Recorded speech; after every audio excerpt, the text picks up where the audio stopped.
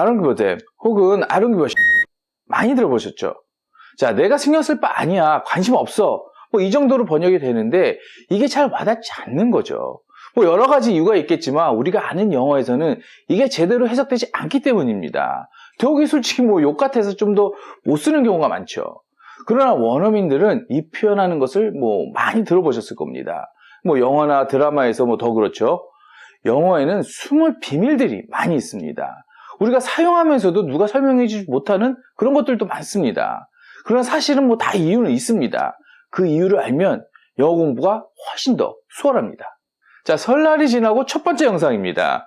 뭐 지난 시간에 이어서 우리가 잘 모르는 영어의 비밀, 뭐 혹은 extravagant language 두 번째 시간이 되겠네요. 뭐 지난 시간에 우리는 extravagant language 사치 언어의 5가지 캐릭터에 대해서 공부를 했죠.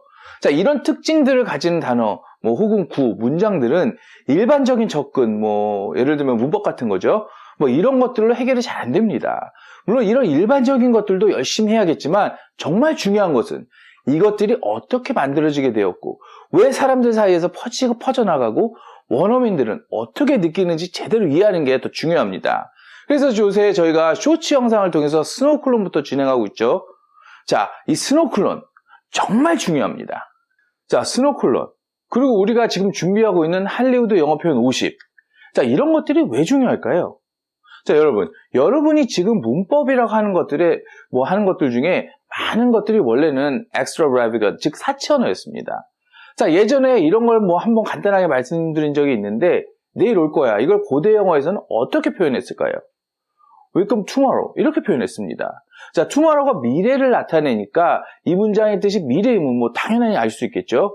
그러나 오늘날의 우리에게는 뭔가 좀 부족하죠. will이 빠졌잖아요. 네, will도 일종의 이 사천어로 볼 수가 있습니다. 자, 우리는 지금 너무 당연하게 미래의 will을 쓰지만 사실은 명사 will을 누군가가 동사에 붙여서 미래 선택을 표현한 겁니다. 뭐 당시에 이 표현을 들은 사람들은 참 대단하게 느꼈을 겁니다. 야, 그냥 welcome tomorrow 이렇게 쓰면 되는데 will을 붙여주니까 우리가 내일 올 것을 선택했다 이런 느낌. 너무 새롭고 재밌고 좋은데? 하면서 퍼져나갔고 그것이 현재까지 이어지는 겁니다. 뭐 이야기한 김에 뭐 조금만 더 들어가 보면 여러분들 중에 이런 이야기 뭐 많이 들어보셨을 겁니다. 영어의 시제는 과거와 현재 두 가지 시제다. 뭐 지금도 뭐 엄격하게 따지면 여전히 그렇습니다. 다만 이걸 설명하는 것이 단순하지 않기 때문에 일반적으로 12시제를 뭐 채택하는 건데 자, 오늘 이야기 드린 이런 내용들 뭐 will이 사실은 미래를 나타내는 조동사가 아니라 사치 언어의 일종이었다. 뭐 이런 것들이 쌓이다 보면 영어가 두 가지 시제라는 것도 자연스럽게 느껴집니다. 자, 이런 것도 있습니다. ing를 쓰는 것. 물론 지금부터 하는 이야기들은 여전히 학자들끼리 논의가 계속 진행 중입니다만 우리가 진행형이라고 하는 것들도 사실 사치언어로 보는 경우가 많습니다. 자, 한번 볼까요? 사냥하는 중이다. 현대 영어에서는 I'm hunting 이라고 쓰고 진행형이라고 합니다. 자, 그런데 고대 영어에서는 I'm at hunting, I'm on hunting 이렇게 쓰였습니다. 진행형이 없었기 때문이죠. 자, 여기에서 전치사가 빠져버립니다. 물론 이 사이에도 뭐 디테일한 변화는 있었습니다만 우리는 언어학자가 아니니까 진행형이 생겨난 것에 포커스 한번 맞춰보죠.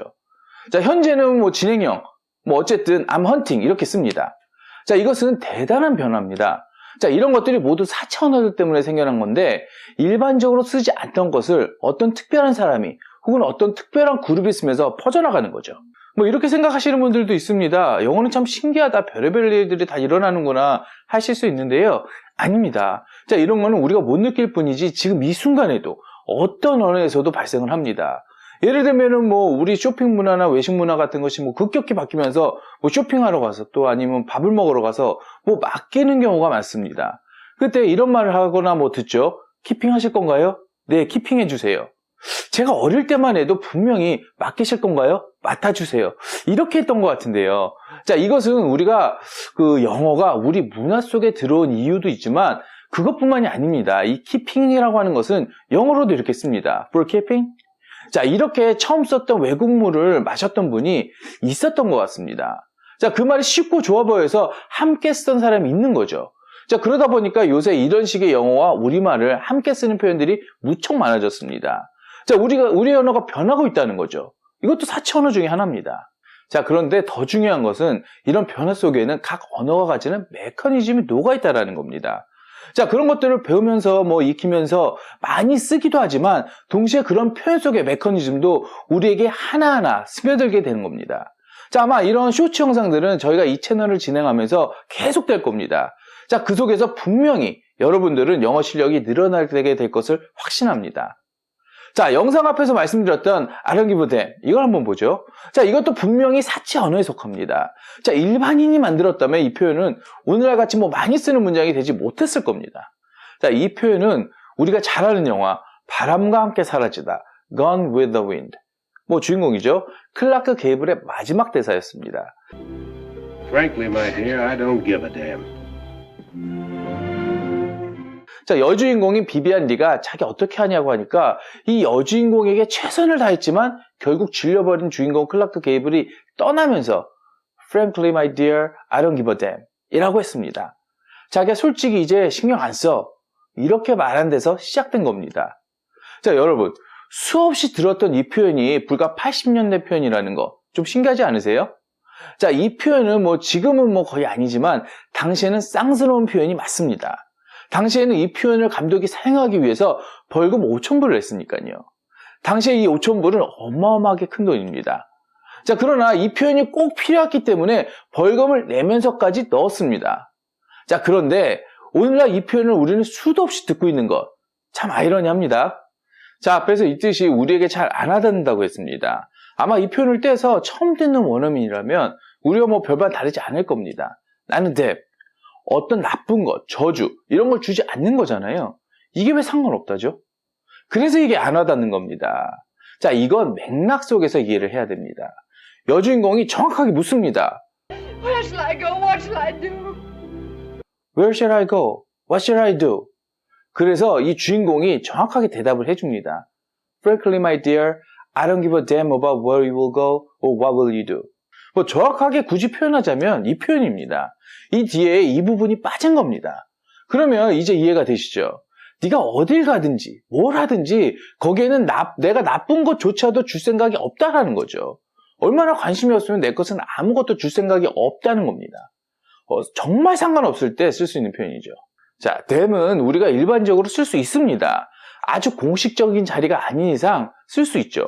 다만 이 damn 자리에 다양한 단어들을 넣는 경우가 있는데 그건 좀 안 좋은 표현이니까 원어민들이 쓰면 알아듣는 정도, 이 정도면 될 것 같습니다. 지난 시간에 이런 이야기를 드렸죠. 이름도 어려운 이런 사치 언어를 공부하다 보면 원어민들의 느낌, 감각을 배울 수 있다, 이런 말씀을 드렸는데 그렇습니다. 스노클론으로 시작해서 앞으로 진행될 이 쇼츠 영상 꼭 관심을 가지고 보시길 바랍니다. 이 안의 내용들은 정말 원어민들이 많이 쓰는 그런 표현들입니다. 자, 그리고 우리는 이것들을 통해서 원어민의 언어적 감각을 익힐 수가 있습니다. 끝까지 함께 해주셔서 감사합니다. 새해 복 많이 받으시고 오늘도 좋은 하루 되세요.